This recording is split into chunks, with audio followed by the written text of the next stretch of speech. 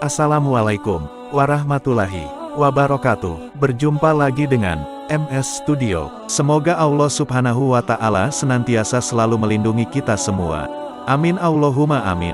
Kali ini akan dibacakan 6 kisah karomah Kiai Haji Abdul Wahab Hasbullah. Adapun kisah yang akan dibacakan dikutip dari berbagai sumber. Berikut kisahnya. Kiai Haji Abdul Wahab Hasbullah lahir di Jombang pada tanggal 31 Maret tahun 1888. Dia merupakan anak dari pasangan Kiai Haji Hasbullah Said, pengasuh Pondok Pesantren Tambak Beras, Jombang, Jawa Timur, dengan Nyai Latifah.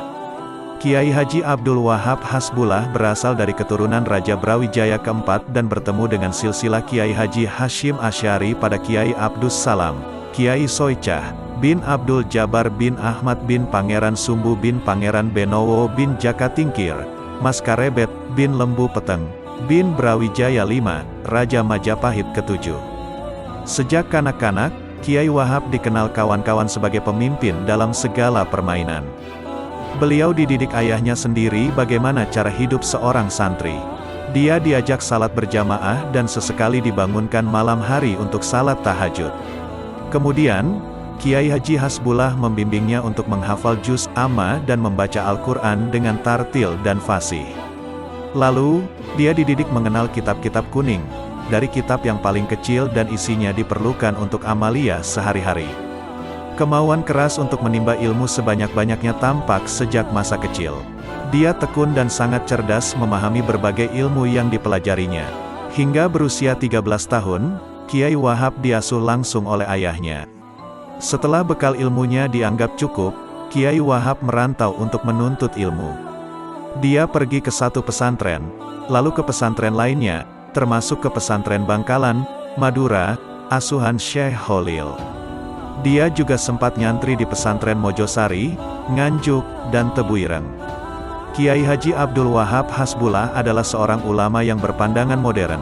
Dakwahnya dimulai dengan mendirikan media massa atau surat kabar, yaitu Harian Umum, Suara Nahdlatul Ulama, atau Suara NU dan Berita Nahdlatul Ulama. Bersama dengan Kiai Haji Hashim Asy'ari menghimpun tokoh pesantren dan keduanya mendirikan Nahdlatul Ulama, Kebangkitan Ulama, pada tahun 1926. Kiai Wahab juga berperan membentuk Majelis Syuro Muslimin Indonesia, Masyumi.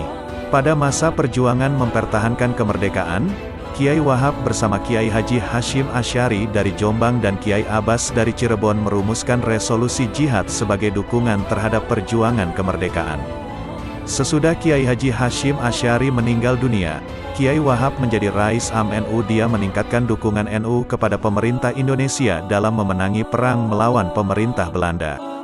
Kiai Haji Abdul Wahab Hasbullah wafat di Jombang pada usia 83 tahun atau tepatnya pada tanggal 29 Desember tahun 1971. 43 tahun kemudian, tepatnya pada tanggal 7 November tahun 2014, Kiai Wahab bersama dengan Jamin Ginting, Sukarni Kartodiwirjo, dan HR Muhammad Mangundiprojo diangkat sebagai pahlawan nasional Indonesia oleh Presiden Joko Widodo. Berikut akan dibacakan beberapa kisah karomah beliau. Kisah pertama dikutip dari cirebontimes.com sebagai berikut. Kisah karomah Kiai Haji Abdul Wahab Hasbullah ini berawal sekitar tahun 1970-an. Saat itu sedang dilakukan pemugaran bangunan Wisma Ka'bah dan sebagian pondok pesantren Al-Latifiyah Bahrul Ulum Jombang. Tanpa disangka, akibat pemugaran bangunan tersebut banyak jin yang tidak merasa nyaman. Akibatnya, para santri konon ada yang kerasukan jin. Melihat kondisi demikian, akhirnya Kiai Haji Abdul Wahab Hasbullah turun tangan. Seluruh jin yang merasuki para santri tersebut konon kemudian dikumpulkan dan diikat menjadi satu. Tentu melakukan hal karomah tersebut harus dengan cara spiritual tertentu. Selanjutnya, Kiai Haji Abdul Wahab Hasbullah memanggil keponakannya Kiai Haji Soleh Abdul Hamid. Soleh, tolong pindahkan jin-jin ini ke bendungan di timur Sungai Pondok, perintah Kiai Haji Abdul Wahab Hasbullah. Baik Paman Haji, jawab Kiai Soleh. Selanjutnya Kiai Soleh berusaha mengangkat para jin tersebut dengan posisi kedua tangan di depan. Namun, Kiai Soleh ternyata tidak kuat mengangkat para jin tersebut dan berseru kepada Kiai Haji Abdul Wahab Hasbullah.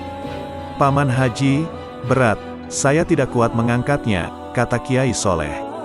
Mendengar keponakannya tidak kuat mengangkat para jin, Kiai Haji Abdul Wahab Hasbullah mendekati Kiai Soleh sambil mempraktikkan posisi kedua tangan di belakang layaknya orang menggendong. "Begini loh cara mengangkatnya," kata Kiai Haji Abdul Wahab Hasbullah. Selanjutnya Kiai Soleh menirukan posisi tangan Kiai Haji Abdul Wahab Hasbullah dan digendonglah para jin tersebut ke arah timur menuju bendungan sungai sebelah timur pondok. Sesampai di bendungan itu, para jin diletakkan dengan baik dan jin tersebut menerima tanpa perlawanan. Itulah kisah kesaktian karomah Kiai Haji Abdul Wahab Hasbullah yang mengajarkan Kiai Soleh cara menggendong jin. Kisah kedua dikutip dari portal majalengka.pikiranrakyat.com sebagai berikut. Kisah karomah Mbah Wahab Hasbullah, melumpuhkan begal hanya dengan sekali tepukan. Kiai Haji Abdul Wahab Hasbullah atau Mbah Wahab Hasbullah merupakan salah satu ulama pendiri Nahdlatul Ulama, NU. Mbah Wahab Hasbullah adalah pengarang syair, Ya Lal Waton, yang banyak dinyanyikan di kalangan Nahdliyin. Di sisi lain Mbah Wahab juga memiliki karomah yang tidak dimiliki orang pada umumnya. Dikisahkan pada saat itu para kiai yang dipimpin oleh Mbah Kiai Abbas Buntet sepakat melanjutkan perjalanan menuju Semarang dalam rangka menghadiri pertemuan ulama NU meski waktu sudah beranjak malam. Rombongan kiai ini terdiri dari Mbah Wahab Hasbullah, Kiai Asad Syamsul Arifin, Kiai Bisri Syansuri, dan Kiai Abbas Buntet. Berangkatlah rombongan dari Jombang naik mobil sedan milik Mbah Wahab Hasbullah. Mereka tidak langsung ke tempat tujuan, tetapi singgah di beberapa pesantren dan kediaman kiai yang dikenal. Pesantren Langitan menjadi destinasi pertama rombongan. Singkat cerita, para kiai tetap melanjutkan rencana perjalanan sebelum nanti singgah lagi di pesantren sarang. Malam hari rombongan mulai memasuki wilayah hutan Cepu dan seketika segerombolan begal menghadang di tengah jalan. Melihat gerombolan begal mencegat, Kiai Asad pun turun dan mencoba bernegosiasi. Namun yang dilakukan Kiai Asad tidak berhasil. Beberapa begal semakin beringas mengeluarkan senjata tajam. Melihat gelagat begal, mulai tak terkendali Kiai Abbas turun tangan membantu Kiai Asad. Begal pun terjatuh dan perlawanan sengit belum berhenti. Kiai Abbas pun memberi kode untuk membangunkan Kiai Bisri. "Ada apa ini ramai sekali?" tanya Mbah Bisri.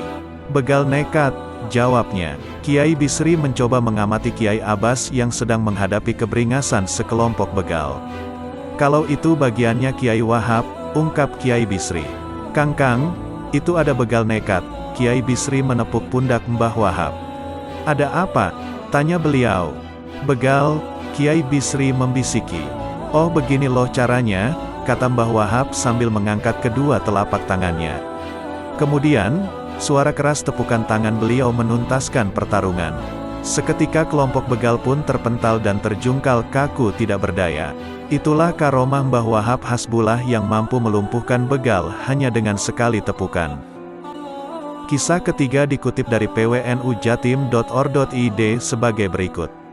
Saat Hail Kiai Haji Abdul Wahab Hasbullah ke-46 di Pondok Pesantren Bahrul Ulum Tambak Beras, Kiai Haji Asep Saifuddin Halim banyak bercerita tentang karomah Mbah Wahab. Inspirator, pendiri dan penggerak NU sekaligus pahlawan nasional tersebut lahir pada 1886. Pada saat berusia 13 tahun, beliau berangkat mondok ke Langitan. Beliau berangkat naik dokar dengan membawa segala perbekalan. Di tengah jalan, tiba-tiba kudanya lepas sehingga dokar tersebut terjerembab. Si kusir otomatis jatuh. Walaupun kudanya ditemukan kembali, si kusir tak bisa lagi mengendalikan karena cedera. Di luar dugaan, Abdul Wahab Hasbullah yang baru berusia 13 tahun, lalu berdoa dan mengusap bagian tubuh si kusir yang sakit hingga akhirnya sembuh seperti sedia kala. Perjalanan ke Langitan akhirnya bisa dilanjutkan. Kisah keempat dikutip dari hidayatuna.com sebagai berikut. Inilah secuil kisah mengenai sorban sakti Mbah Wahab Hasbullah Tambak Beras, Jombang, Jawa Timur. Sebagai seorang ulama yang alim, beliau memiliki banyak karomah dan keilmuan yang matang. Kisah-kisah mengenai karomah beliau dituturkan turun-menurun. Salah satunya adalah kisah mengenai sorban sakti Mbah Wahab Hasbullah yang akan diceritakan berikut ini. Alkisah, beberapa tahun sebelum wafatnya Kiai Wahab, ada seseorang yang luar biasa bencinya kepada Kiai Haji Afandi Abdul Muin Syafi'i atau lebih dikenal dengan Aba Afandi. Pada masa itu masih banyak para jawara yang sakti dengan ilmu-ilmu hitam dan penganut setan. Terlampau bencinya mereka pada Aba Afandi sehingga segala macam cara dilakukan oleh orang tersebut untuk mencelakakan Aba Afandi. Pernah mereka menghadang di jalan dengan senjata tajam, bahkan mengajak duel, namun alhamdulillah Allah Subhanahu wa Ta'ala memenangkan dan menyelamatkan Aba Afandi meskipun Aba Afandi bertangan kosong tanpa senjata. Akan tetapi hal tersebut justru membuat si pembenci itu semakin menjadi-jadi bencinya kepada Aba Afandi. Sering pula Aba Afandi mendapat kiriman benda-benda aneh di tengah malam, yang orang awam menyebutnya santet. Sampai akhirnya almarhum Kiai Haji Fatoni, senior Aba Afandi saat di pesantren Tebuireng, asal Penganjang Indramayu, memberitahu Aba Afandi bahwa orang tersebut sedang menyiapkan sejumlah jawara dan setiap malam mereka melakukan ritual ilmu hitam dengan tujuan ingin membunuh Aba Afandi. Kiai Fatoni pun menegaskan, ini saya menelusuri sendiri kebenaran berita tersebut dan saya pernah menyaksikan dengan mata kepala sendiri. Setiap malam mereka berada di sebuah rumah tua kosong mengadakan ritual ilmu hitam untuk membunuh jenengan, Aba Afandi. Mereka sedang mencari waktu yang tepat, ujar Kiai Fatoni. Mendengar penjelasan Kiai Fatoni tersebut, Aba Afandi pun langsung meluncur sowan pada gurunya Kiai Haji Wahab Hasbullah. Saat itu Kiai Wahab selesai mengimami jamaah di Masjid Pesantren Tambak Beras. Aba Afandi langsung menceritakan masalahnya pada Kiai Wahab di ruang tamunya. Kiai Wahab berpesan agar Aba Afandi memperbanyak membaca hizib Nasor yang memang sudah lama diijazahkan Kiai Wahab pada muridnya dari Indramayu tersebut. Kiai Wahab lantas melepaskan sorban yang melilit di kepalanya seraya berdoa sebentar kepada Allah Subhanahu wa Ta'ala. Kemudian Kiai Wahab menggosok-gosokkan sorban yang biasa melingkar di kepala beliau tersebut ke wajah Aba Afandi muda, seraya berkata, "Sudah Afandi, mulai sekarang orang tersebut tidak akan lagi mengganggumu." Pulang dari sowan Kiai Wahab di tengah jalan Aba Afandi dihadang oleh orang tidak dikenal. Aba Afandi pun ekstra hati-hati karena gelagat orang tersebut tampak mencurigakan. Namun yang terjadi, orang tersebut justru bersimpuh dan minta maaf pada Aba Afandi. Aba Afandi pun terheran-heran karena memang tidak kenal dengannya. "Saya ketuanya jawara dari Kalimantan yang dibayar oleh si Fulan, nama samaran, dia membayarku dan teman-temanku untuk membunuhmu. Semula saya dan teman-teman sudah siap dan bertekad akan membunuhmu. Namun tiba-tiba hari ini saya dan teman-teman merasakan takut yang luar biasa. Terus terang saya tidak berani mengganggumu. Teman-teman saya pun sudah pulang ke daerahnya," tutur jawara tersebut. "Dan saya ini juga disuruh mewakili orang yang membencimu untuk meminta maaf," tambah sang jawara tersebut. Menyaksikan hal itu, Aba Afandi pun berkata, "Iya sudah saya maafkan, bilang pada yang menyuruhmu jangan mengganggu saya lagi."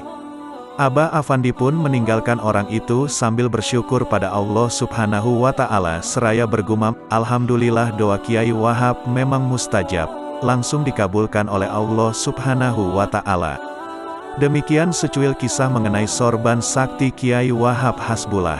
Kisah kelima dikutip dari santripos.com.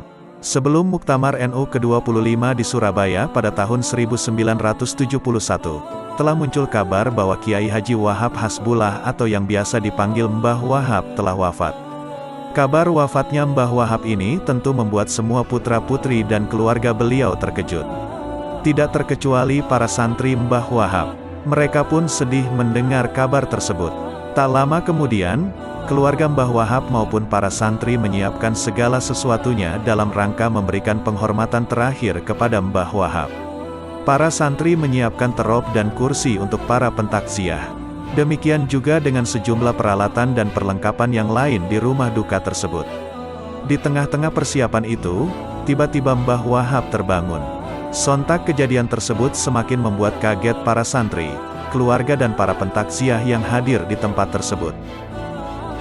"Sik gak sido, aku jalok ditunda nang Gusti Allah, ngenteni sakmerin Muktamar NU, Sebentar-sebentar nggak jadi, saya minta ditunda kepada Allah Subhanahu wa Ta'ala, nunggu setelah muktamar, kata Munjidah menirukan perkataan Mbah Wahab saat bangun dari pembaringan itu.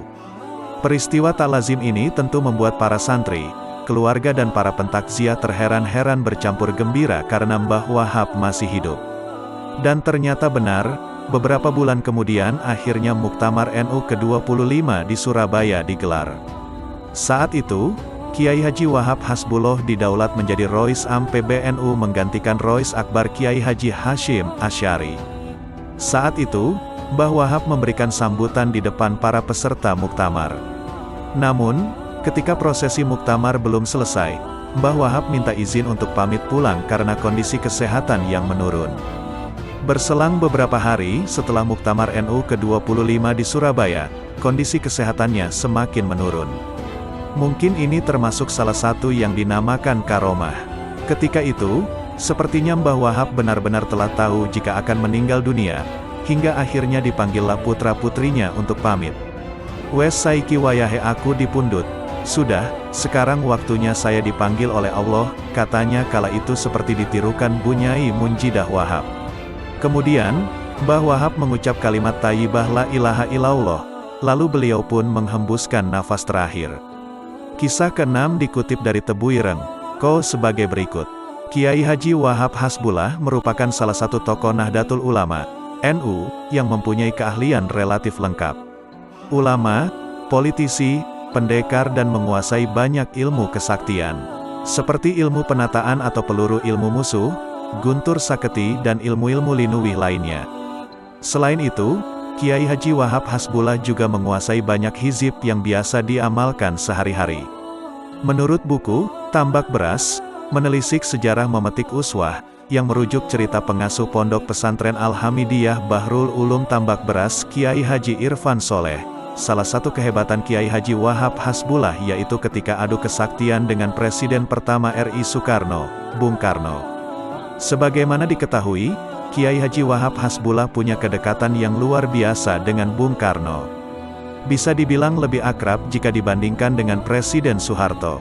Kedekatan Kiai Haji Wahab Hasbullah dan Bung Karno terekam dalam beberapa peristiwa.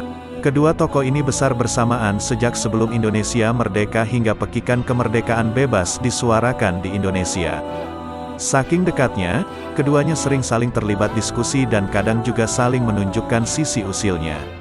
Seperti peristiwa uji kesaktian yang dilakukan Bung Karno ke santri kesayangannya Kiai Haji Muhammad Hashim Asy'ari itu. Saat itu akan dilaksanakan rapat memutuskan sebuah permasalahan negara. Semua tokoh yang diundang sudah berkumpul dalam suatu ruangan, tinggal menunggu Bung Karno. Tak berselang lama kemudian sang proklamator itu datang dan tiba-tiba menghampiri Kiai Haji Wahab Hasbullah yang lagi duduk dengan sambil menepuk bahu Kiai Haji Wahab Hasbullah. Bung Karno yang terkenal dengan harismanya yang luar biasa itu menepuk bahu Kiai Haji Wahab Hasbullah. Ketika itu Bung Karno menepuk sambil berkata, "Ikut pendapatku." Maksudnya Bung Karno saat itu, agar Kiai Haji Wahab Hasbullah berada di pihaknya saat rapat nanti dan tidak menyangkal pendapatnya. Ajaib, setelah mendapat tepukan bahu dari Bung Karno, mendadak tubuh Kiai Haji Wahab Hasbullah terkunci layaknya patung dan tidak bisa digerakkan. Bahkan mulutnya tak sanggup lagi berucap sepatah kata pun. Peristiwa aneh ini dialami Kiai Haji Wahab Hasbullah sekitar 10 menit. Selama itu pula Kiai Haji Wahab tak ubahnya patung di ruang rapat. Meskipun diam mematung, kesadaran Kiai Haji Wahab Hasbullah tidak hilang. Ia berusaha melawan dengan menggerakkan tubuhnya, tapi gagal. Tidak kehabisan akal, Kiai asal Jombang ini lalu membacakan hizib di dalam hatinya agar bisa lepas dari trik Bung Karno. Selama Kiai Haji Wahab Hasbullah terdiam mematung, Soekarno pura-pura tidak memperhatikan dan keliling menyalami para tamu satu persatu dengan penuh senyum. Usaha Kiai Wahab tidak sia-sia. Setelah melafalkan beberapa hizib, akhirnya Kiai Haji Wahab bisa lolos dari sikap kaku bak patung. Tanpa banyak bicara, Kiai Haji Wahab langsung berdiri dan mendekati Soekarno yang baru saja duduk di kursinya. Tak mau kalah, Kiai Haji Wahab lalu melakukan hal yang sama, yaitu menepuk pundak Bung Karno sambil berkata, "Aku punya pendapat sendiri," kata tokoh pondok pesantren Bahrul Ulum ini. Saat mendekati sampai menepuk pundak Bung Karno, Kiai Haji Wahab Hasbullah membaca beberapa hizib. Efeknya adu kesaktian terjadi di sini. Sejurus kemudian Bung Karno langsung terdiam sekitar 30 menit tanpa bisa bergerak, sama seperti yang dialami Kiai Haji Wahab Hasbullah sebelumnya. Peserta rapat pun heran dengan bahasa tubuh Bung Karno yang tampak seperti patung dan membuat peserta rapat saling bertanya, tapi tak berani menegur. Di sisi lain, Kiai Haji Wahab Hasbullah tampak santai menikmati ruangan yang penuh tanda-tanda. Menurut Kiai Irfan, adu sakti antara kedua tokoh ini bukan pertarungan jelek. Namun, menunjukkan keakraban dalam bentuk lain. Yang pasti gurauan itu tidak merugikan negara, malah membuat permasalahan negara banyak terpecahkan lewat gurauan keduanya. Ini juga ciri khas tokoh-tokoh Indonesia yang selalu bisa rukun dan akrab dalam kondisi politik hangat. Setelah kejadian itu, hubungan Kiai Haji Wahab dan Bung Karno semakin akrab dan sering diskusi dalam berbagai masalah negara. Keduanya juga mengakui kelebihan masing-masing. Sebagai pemimpin, Bung Karno sering meminta doa ke Kiai Wahab.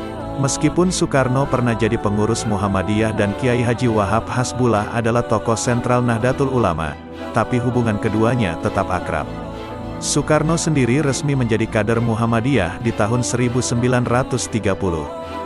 Bahkan Soekarno setelah itu, menjadi pengurus Majelis Pendidikan Dasar dan Menengah milik Muhammadiyah di Bengkulu.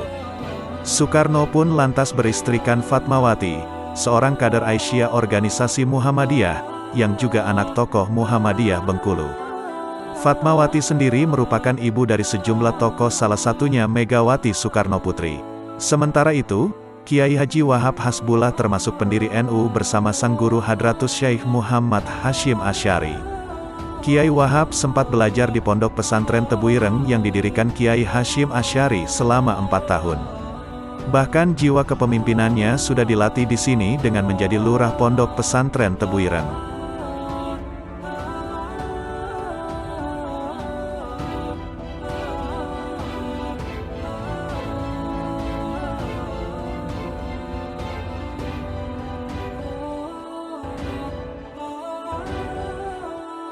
Terima kasih telah menonton. Jika Anda menikmati video ini, tekan like, dan bagikan dengan teman-teman Anda. Dan jika Anda ingin melihat lebih banyak video dari kami, tekan tombol subscribe. Juga, jangan lupa untuk mengklik lonceng pemberitahuan untuk tetap up to date. Sekian dari saya, wassalamualaikum warahmatullahi wabarakatuh.